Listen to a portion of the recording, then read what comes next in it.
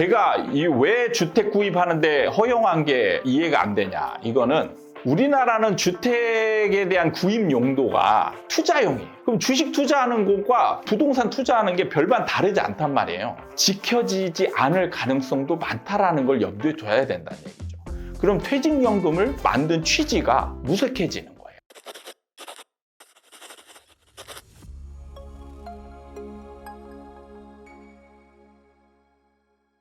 반갑습니다.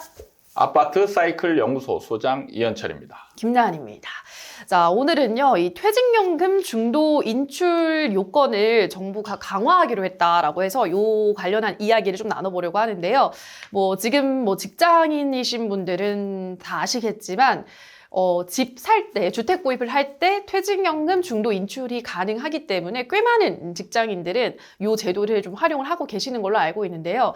이게 이제 강화가 되면 앞으로 직장인들 집 사기 힘들어지는 거 아니냐, 이제 이런 이야기들 나오는데, 소장님이 보시기에는 어떠세요? 이 퇴직연금 중도 인출을 강화하기로 했다는 가이드라인에 대해서 어떤 생각이신가요? 저는 솔직히 좀 놀란 게 주택 구입을 할 때 퇴직연금을 활용할 수 있게 만들어 허용했다라는 부분에 있어서 저도 직장인 생활을 이렇게 오래 하지 않아서 퇴직연금에 모르셨구나. 대한, 관심도가 굉장히 약해 있는 상황에서 네. 이렇게 활용을 했었구나. 네. 이런 부분에 있어서 좀 새삼 놀랐던 부분이 있고 퇴직연금에 만든 취지와 이런 걸 봤을 때 주택을 살 수 있게 허용했다는 부분에 있어서 좀 많이 놀랐습니다.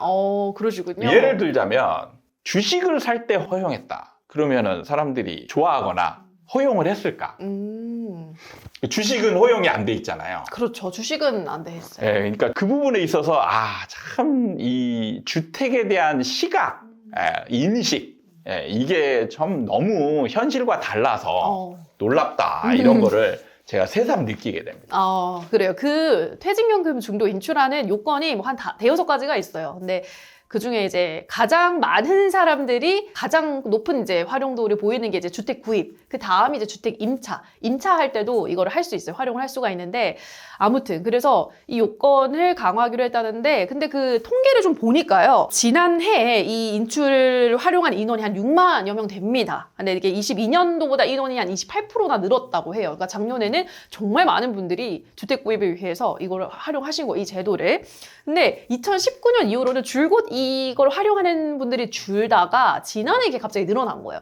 근데 또 이제 이런 생각 하시는 분들이 계시죠. 아니, 지난해 좀 반짝 튀었다고. 이걸 또 갑자기 또 규제를 강화하겠다라고 내놓는 게 맞냐. 이 제도를 활용해서 또 도움을 좀 받는 사람들도 있을 텐데, 이런 또 비판적인 의견에 대해서는 어떻게 보시나요? 이제 각자 의견이 생각이 다를 수는 있겠지만 이게 집값이 올라가는 과정에서는 사실 문제될 게 별로 없어요. 근데 문제는 집값이 이제 하락하게 되면이라는 전제가 생기거든요. 그렇죠. 그러니까 주식을 허용하지 않는 거는 이게 지켜질 가능성이 별로 없는 거잖아요. 네.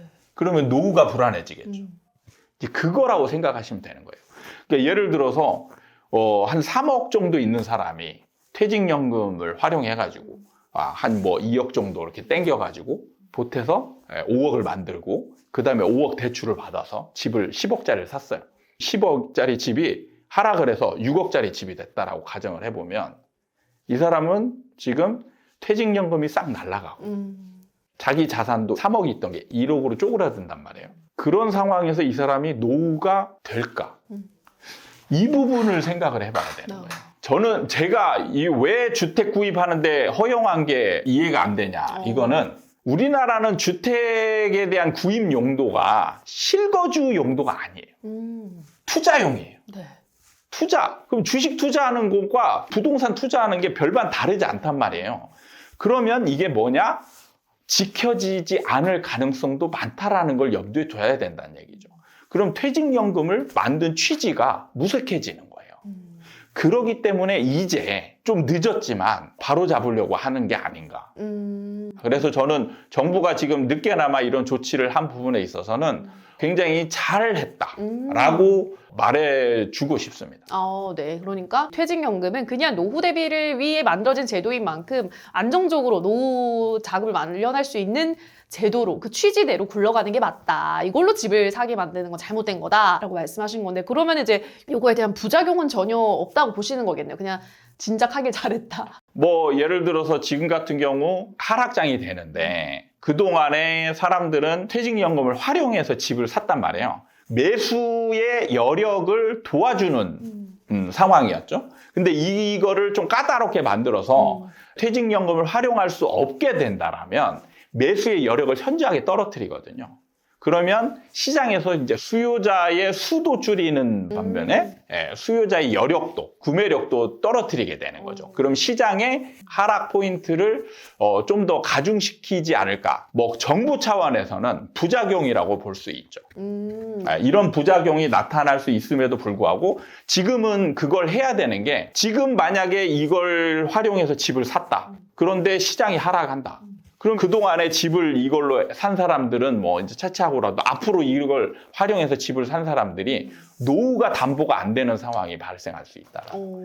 그렇군요. 어쨌든 지금은 이제 좀 늦었지만 지금이라도 해서 이거를 안정적으로 잘 굴러가게 만드는 게 맞다라고 보시는 거고 오히려 이런 제도가 이제 그러면 지금 이제 하락장에 진입을 한 만큼 조금 더 그 하락 속도를 약간은 높이는데 어느 정도의 그런 요인이 될 수는 있겠다라는 그런. 그렇죠. 저는 솔직히 이런 규제라고 보기에는 좀 어렵고 보완 조치가 좀 늦었다라는 생각이 들어요.